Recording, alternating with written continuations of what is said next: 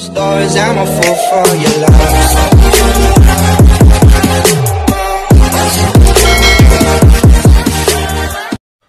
Ang ganda sana ng panimula ng Next Led Chameleons, subalit hindi talaga nagpadaig ang defending champions Creamline Cool Smashers, kung saan 4 na nga na puntos ang kalamangan nga ng Next Led, pero humataw talaga si Tots Carlos sa kanyang mga services at nabaliktad na nga ang sitwasyon.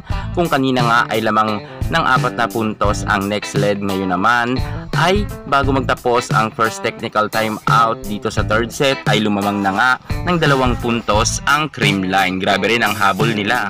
Ngunit kitang-kita naman natin na talagang palaban itong si Ibiang, at eto na nga mga ka-sports, kung kanina nga sa first technical timeout nga dito sa third set ay lumamang nga ang Creamline, pagdating naman dito sa second technical timeout ay hindi talaga magpapahuli ang Next Led Chameleons, kung saan nga kinuha rin nila ang 1 puntos na kalamangan. Hirap na hirap nga ngayon si Valdez maka-score, kung saan nabablock pa nga siya. Pero syempre, alam naman natin na may angking kagalingan talaga si Valdez, kung kaya bumabawi naman siya sa kanyang mga spike. Pero syempre, hindi talaga natin makikita yung Alyssa Valdez noon. Mukha talagang nagbago ang kanyang laro ngayon. Gayunpaman, alam natin ang Creamline, kayang-kaya nila yan i-manage at kayang-kaya nila yan ipanalo.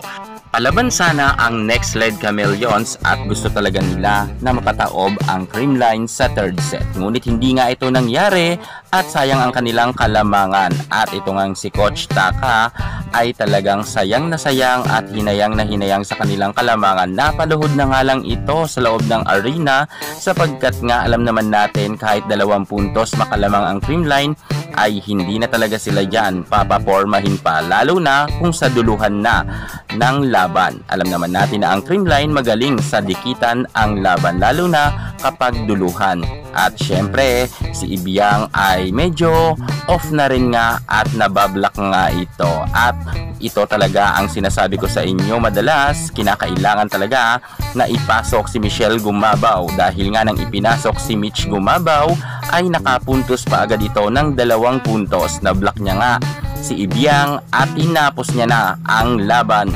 At eto nga, hindi na nakaporma dito ang Next Led Chameleons. Iba talaga ang kumpiyansa ng Creamline. Gustong-gusto nga talaga nila na makapasok sa semifinals. Sa ngayon ay meron na ngang 7 panalo at 2 talo ang Creamline. Good news to para sa mga good vibes team or good vibes fans, sapagkat nga eto na nga sila.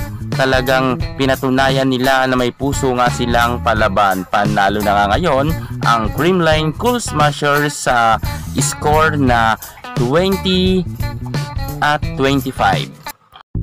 O diba, ang 2 puntos dyan ay galing nga kay Michelle Gumabaw. Si Mitch Gumabaw nga ang tumapos ng laban. At kita natin kanina, sobrang lakas nga ang ipinakawalan niya na powerful attack. Grabe talaga itong si Mitch.